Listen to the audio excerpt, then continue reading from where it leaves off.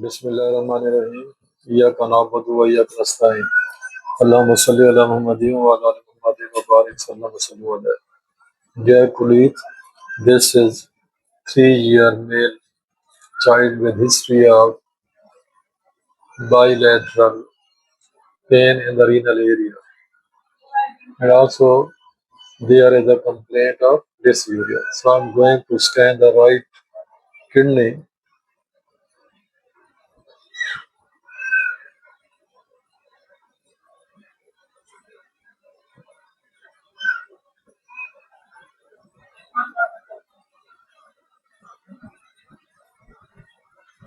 Here we can appreciate.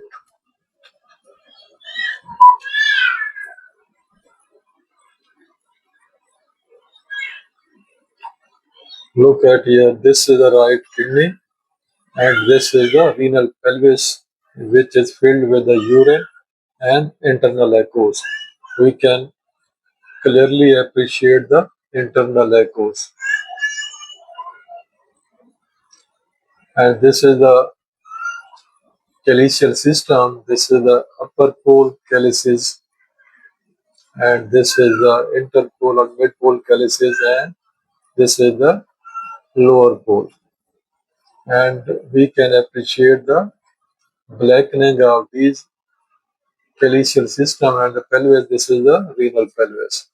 So this is the hydronephrosis, and this renal pelvis is showing the internal echoes. We call it debris. So when there is a hydronephrosis and the pelvis is also renal pelvis dilated, then we should also see the ureter. This is the renal pelvis, and this area is the pelvic-ureteric junction (PUJ), and this is the ureter, which is also dilated, filled with the internal echoes. So when the ureter is dilated, kidney is showing hydronephrosis. It means there is a obstruction to the outflow of urine within the ureter. So this is the proximal ureter. So the obstruction would be distal to this area, away from this area. So now I am going to scan the ureter. Okay, what would be the cause of dilated ureter and cause of hydronephrosis? Here we can appreciate that this hydronephrosis is limited to the pyramids, where the minor calyces are present. So when the hydronephrosis is limited to this area up to the pyramid but not crossing it, not overlying it not displacing it, it means this is the mild hydronephrosis. So now I am going to scan the ureter. The patient now it is in the lateral position with the right limb toward the on the upper side and the left limb toward the lower side or lower side. Now I'm going to ask the patient, which is 3-year old, to have a supine position.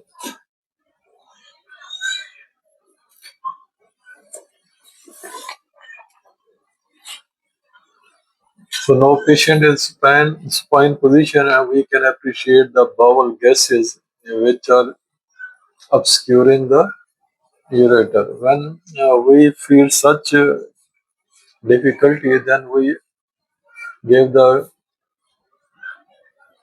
gradually compression over the bowel loops so that bowel loop should be displaced, and then we can see the ureter. This is the one method to displace the bowel loops or bowel gases. So this is the ureter. We can appreciate. We are going to follow it. This is the ureter, and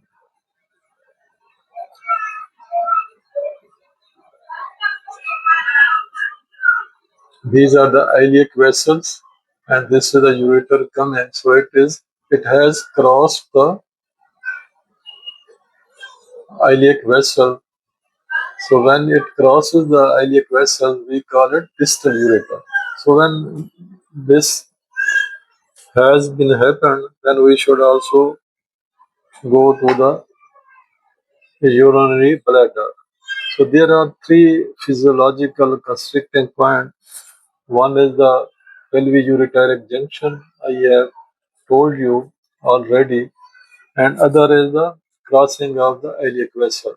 There is a point, this is the crossing of iliac vessels, where there is a physiological constriction where the ureteric stone is trapped. And third is the vesico-ureteric junction. We should then put the probe in transverse direction and see the urinary bladder. Here, this is the urinary bladder, and uh, and this is the acoustic enhancement due to the fluid-filled, urine-filled urinary bladder. So I am now going to. Here we can appreciate this one. This is the shadowing, and this is the calculus. So we can appreciate this one.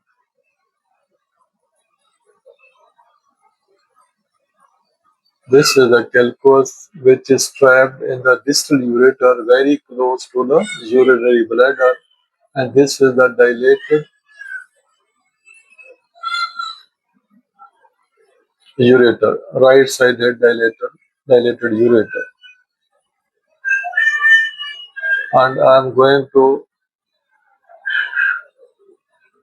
take it at the longitudinal direction. So here we can appreciate this echogenic focus, which is a stone, and this is giving posterior acoustic shadowing. And this is the urinary bladder, and this is the dilated ureter. So it is very close to the, and this is the VUJ, the vesico-ureteric junction on the right side. So this ureteric stone is trapped here, just close to the ureteric VUJ. We can measure the distance. It is almost 6 millimeter proximal to the VUJ, and the stone measures almost 12 millimeter. So this was the cause of right-sided hydronephrosis and hydroureter due to the distal right-sided ureteric calculus. Bismillahirrahmanirrahim. Dear colleague, this is another patient which is giving history of pain in the right renal area, referred to the pelvic region for the last 24 hours. So I'm going to scan the kidney. Here we can appreciate right kidney. There is mild hydronephrosis. So whenever there is hydronephrosis, there are more chances of obstruction at the ureteric level, and this is the renal pelvis, and this is the pelvic ureteric junction. This one. This is the pelvic ureteric junction. I have already told you there are three physiological constriction where the ureter is narrowed,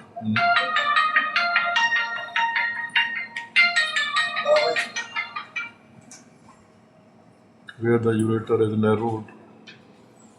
This is the first one, pelvic ureteric junction. So whenever there is a suspicion of ureteric stone, first just jump at these three places: pelvic ureteric junction, then at the Vesico-ureteric junction. This is the area where the ureter enters into the urinary bladder. This is VUJ or vesico-ureteric junction. Here also there is a narrowing of the ureter where the stone can be trapped. And third one is the crossing point of iliac vessels where the stone can be trapped.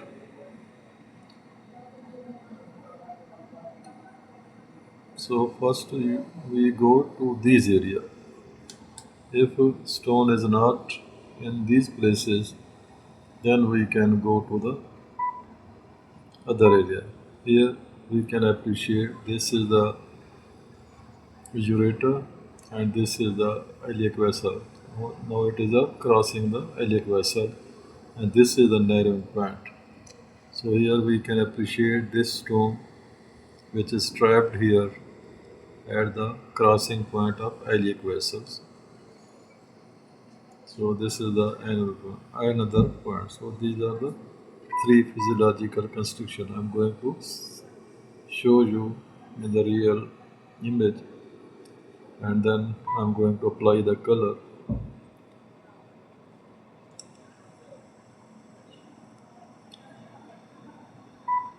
Look here, this is the twinkle artifact which is originating from the stone at this area where it is trapped. And this is the iliac vessel, this is the iliac vessels, and this is the ureter which is not taking color. And this is the stone which is given twinkle artifact. Again, I am going to show you, I am going to zoom it. This is a stone, this is the iliac vessel, this is the iliac vessel, and this is the stone which is trapped here. We can clearly see it. This is it.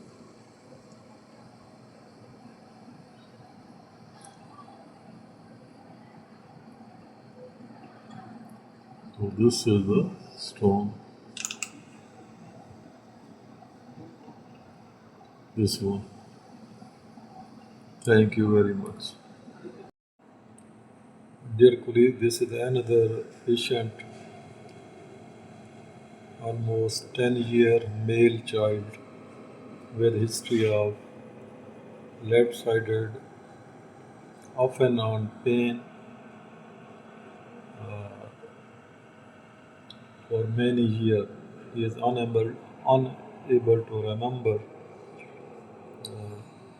the duration of the pain, but it is off and on. So I'm going to, the pain is at the left renal area. So I'm going to scan the left kidney.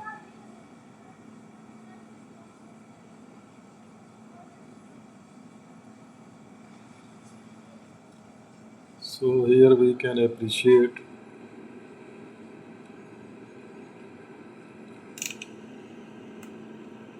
this is the left kidney and this black area we can say that it is a hydronephrosis.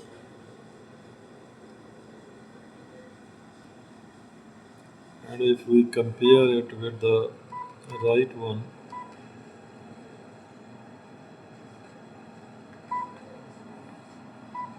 so look here, this is the right kidney which is normal and this is the left kidney which is abnormal.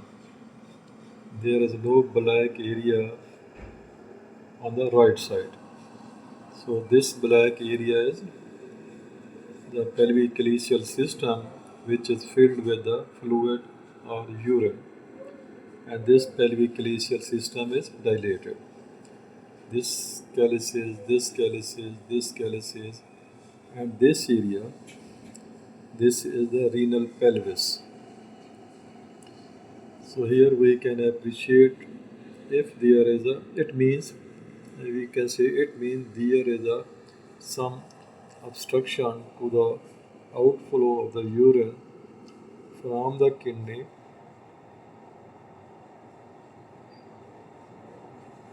towards the ureter. So there is a outflow obstruction to the outflow of the urine. So what would be the reason? Usually we have seen already that this is mainly due to the, or we can say usually due to the ureteric stone that causes the obstructive uropathy. So now we try to search what would be the reason, and here we can appreciate this one. This area is the renal pelvis. Whenever we have seen already that there is a ureteric stone causing obstruction, this renal pelvis is not too much dilated at this renal pelvis is. If we measure it, this renal pelvis, this AP diameter, this is 56 millimeter, 5.6 centimeter in AP diameter. So that is too much dilated. We can say it, there is a ballooning of renal pelvis. And if we observe, we can see that the calyces are not too much dilated as the renal pelvis is. So this is something different from the cases we have already seen, which in which there is a mild hydronephrosis. Renal pelvis is also dilated due to the ureteric stone, but here is too much dilated, like a balloon filling. So let's see what would be the reason.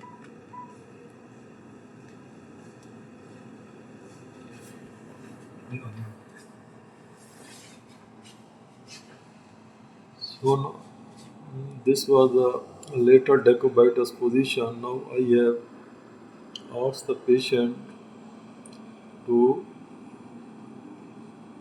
have a prone position. So now the patient is in prone position.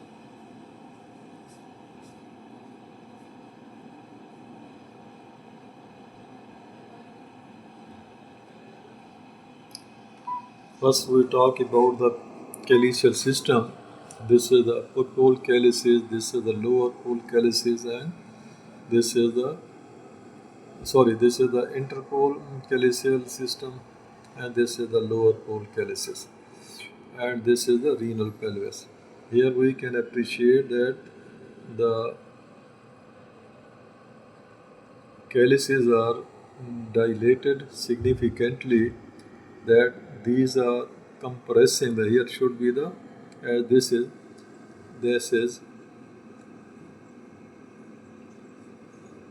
here can we appreciate this one.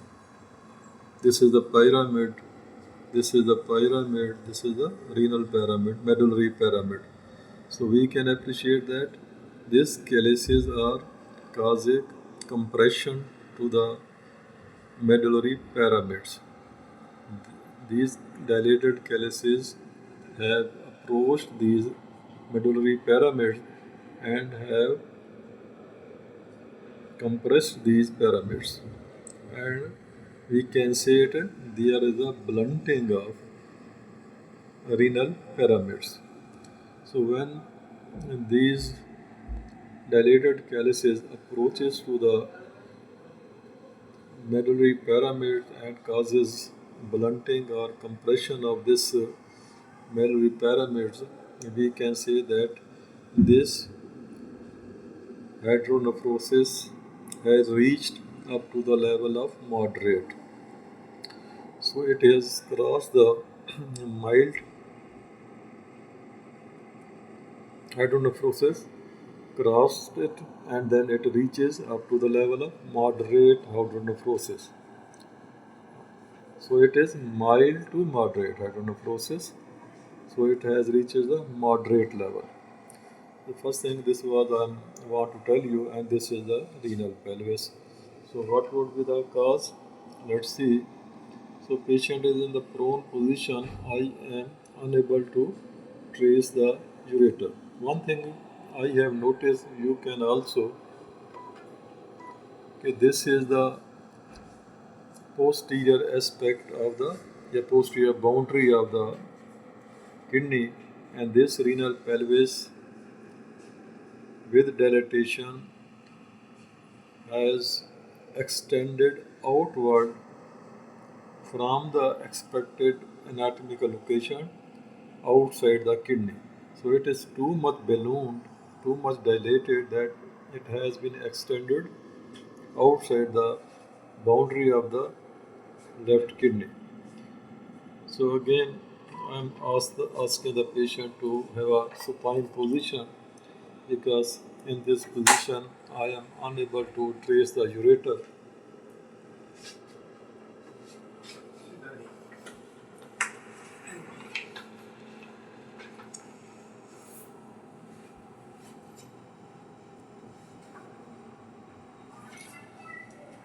So now patient is in the supine position. So here we can appreciate that this renal pelvis is extended outward, and here this there is the end of this renal pelvis. From this side we cannot appreciate further. So it means that this renal pelvis has limit at this level. So this is slightly away from the kidney. This is the main area of kidney, while this has been extended outward, reaching at this level where I am unable to trace the ureter. Ureter should be here. I am unable to trace. So let's see. I am now going to use the linear probe high frequency. It may be that I may be able to find the ureter with the linear probe.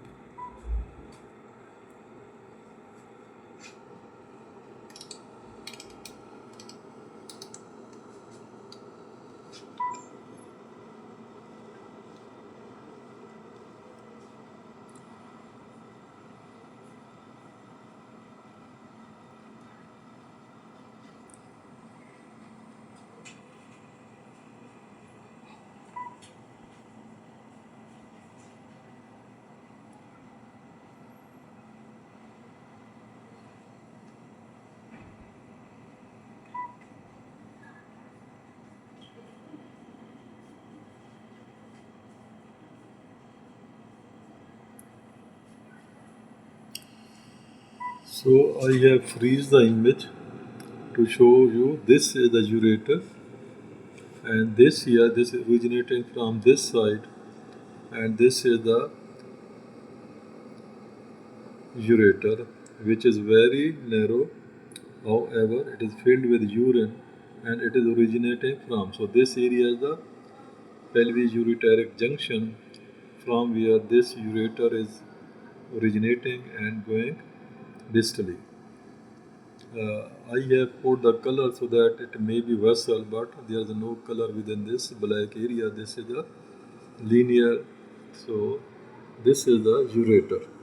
We can appreciate. So here it means there is some narrowing at this place, at this pelvic ureteric junction PUJ. So the urine, some amount of urine is flowed out through the ureter, while the remaining is not going through the ureter into the urine bladder. So it is gradually collecting in the renal pelvis and the pelvic calyceal system. So there is a narrowing at this place. So this is the another cause of obstructive uropathy. The child is 10-year old and the feeling of vague pain off and on the left side was due to this reason that the kidney is gradually being had on a frost due to the pelvic ureteric junction narrowing. And this pelvic junction is the reason basically that is causing the ballooning of renal pelvis. Otherwise, so otherwise we have seen that such ballooning is not seen in the ureteric stone that is causing obstruction. So the obstruction is just close to the renal pelvic area, very close mean at the pelvis ureteric junction. So I'm again want to show you, look here, the ureter.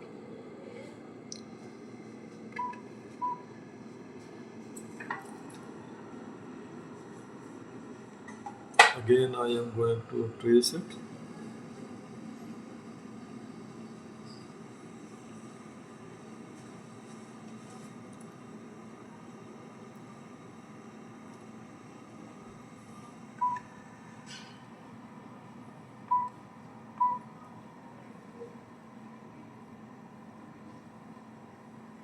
So we can appreciate this one.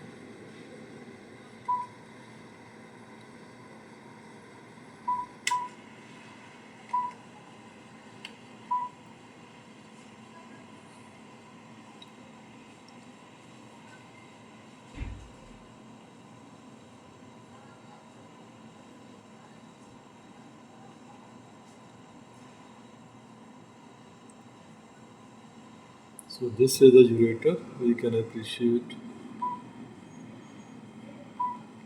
this one. This is the ureter and these are the vessels. This is I'm going to show you in the real image.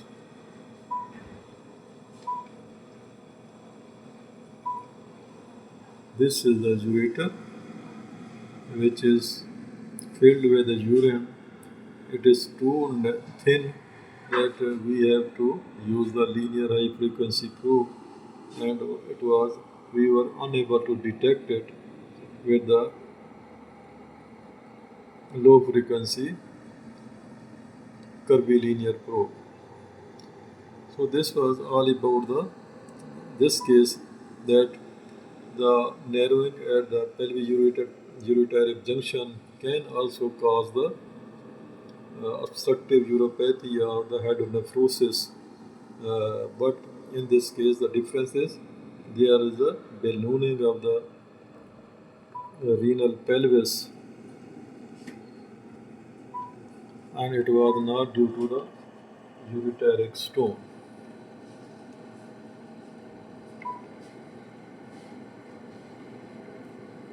So this may be the congenital problem because the patient is 10-year old. So this was all about the pelvic-ureteric junction narrowing that is causing moderate hydronephrosis and ballooning of the renal pelvis that is projecting outward from the boundary of the kidney. Thank you very much. So this is another patient, male, 25-year age, with history of pain in the left flank region and pelvic region. So now I'm going to scan the left kidney. Here we can appreciate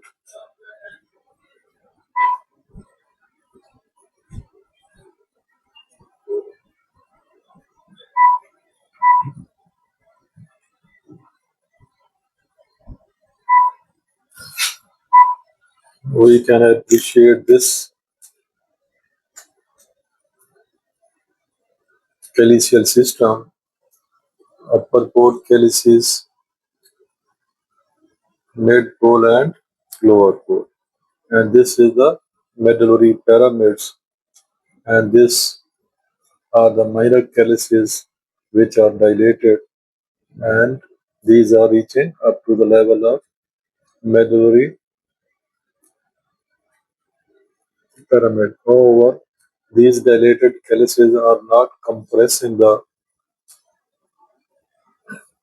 renal pyramids, medullary pyramids. So this is mild nephrosis.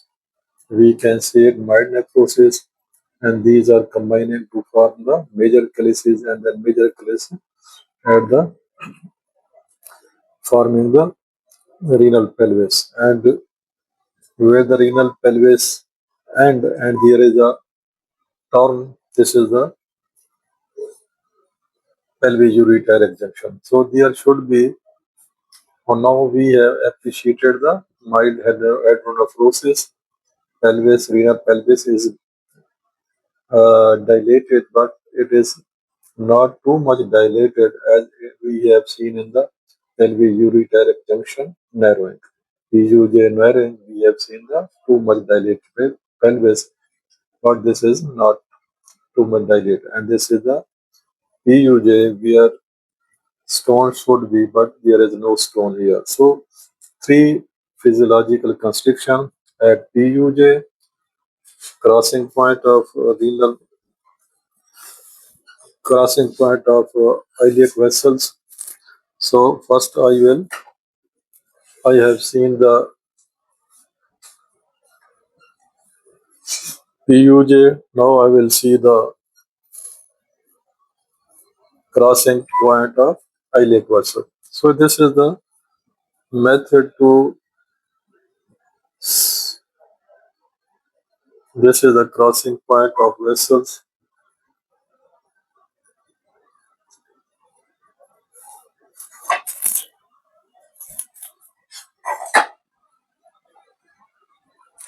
and here we can appreciate this is the iliac vessel and this is the dilated ureter.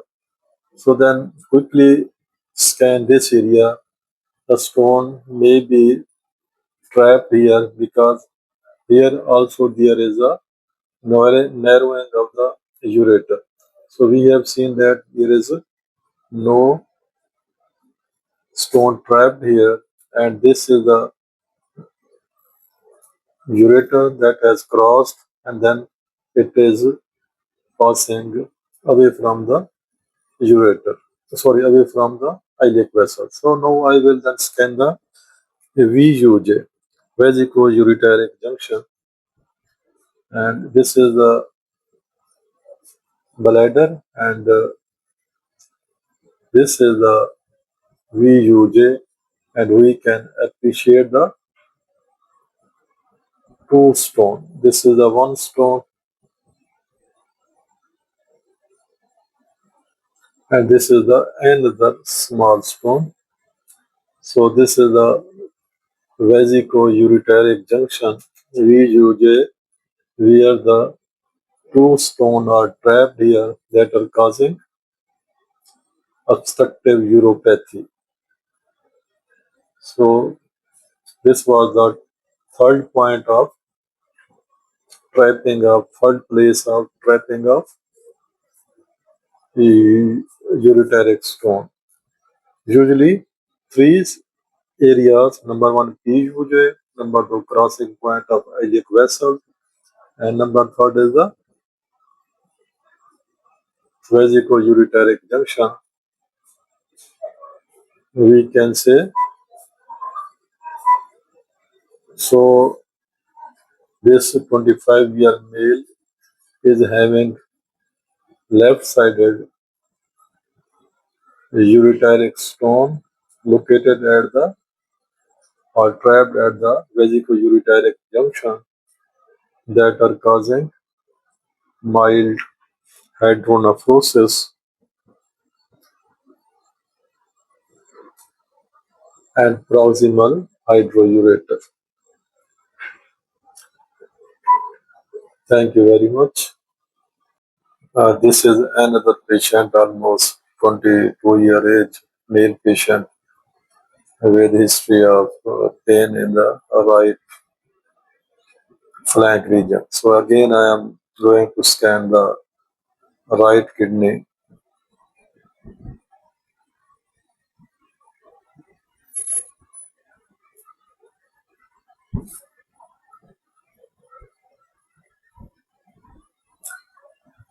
Here, this is the right kidney. and we can appreciate.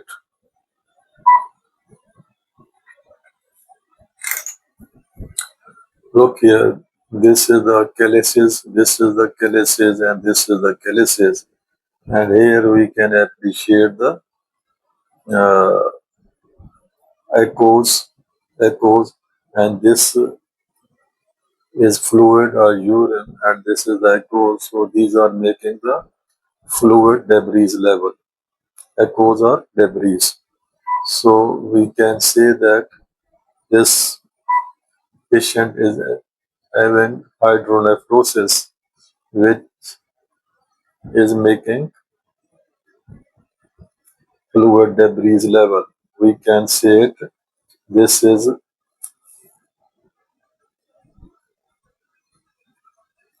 the pyohydronephrosis. And if we closely observe, we can appreciate, we cannot appreciate the medullary pyramid. So these dilated calyces have compressed the medullary pyramids and it has reached the cortex, and this cortex is thinned. So there is a thinning of cortex. So when we appreciate that the cortex is being thinned, there is a thinning of cortex, and the calyces have compressed the medullary pyramids. So it means that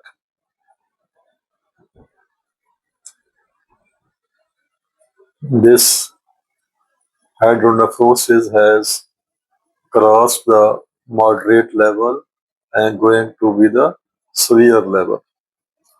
So we can say that this is the moderate to severe pyohydronephrosis, as we can see easily the debris within the calyceal system.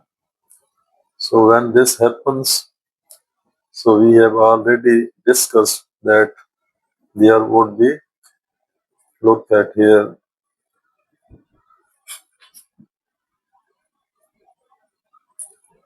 the fluid debris level.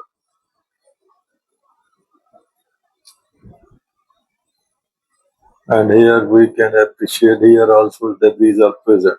So when there is a hydronephrosis, there should be obstruction.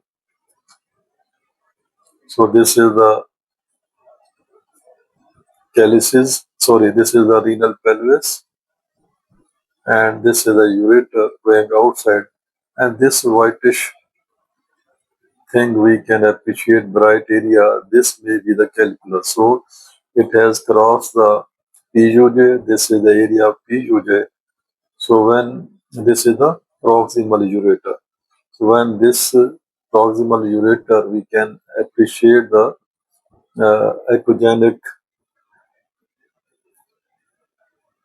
bright area that may be the stone, then we ask the patient to have a prone position, because at this level we are unable to appreciate the proximal ureter, which is a few millimeter distal to the PUJ. So we ask the patient to have a prone position, which can give us the better visualization of the proximal ureter.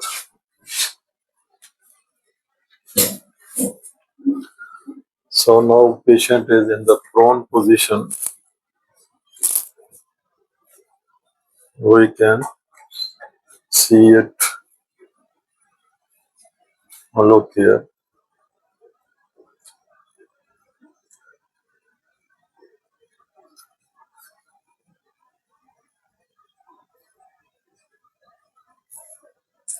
Look here. This is the patient is in prone position, and we can appreciate this stone. This is the stone in the proximal ureter, this one. And so we can easily appreciate the stone in the proximal ureter. This is the PUJ. This one, renal pelvis, PUJ, where there is a turn, slight turn, and then this stone travel into the ureter and here it is trapped. So this is the proximal ureter which we may feel difficulty while the patient is in supine position. So we can then measure it at at what distance it is lying in the ureter from the PUJ. So this is the turning area where the PUJ is seen. So we can appreciate this is 3.6 centimeter distal to the PUJ. So this is another look here. We can appreciate in the real clip. So whenever we feel difficulty while the patient is in spine position to locate the ureter and the stone within the ureter, we can ask the patient to adopt the prone position. In this way, we can appreciate, we can find the stone. So I already discussed three constriction. Number one, narrowing at PUJ at crossing point of iliac vessel and at the vesico-ureteric junction. So when we feel that there is no stone in this position, then stone will be between these positions. So this stone is not at PUJ, it is at the proximal ureter.